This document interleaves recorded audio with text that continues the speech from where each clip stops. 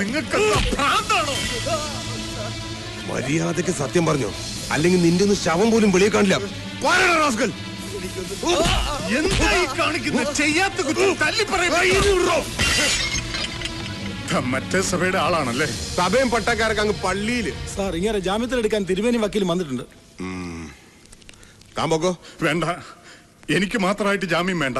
എടോ, ഇവര് ജാമ്യം കിട്ടാത്ത വകുപ്പാ. അച്ചപ്പയ്ക്ക് എനിക്ക് എന്റെ അമ്മയൊരു നോക്ക് കാണാൻ പറ്റിയാൽ മാത്രം മതി.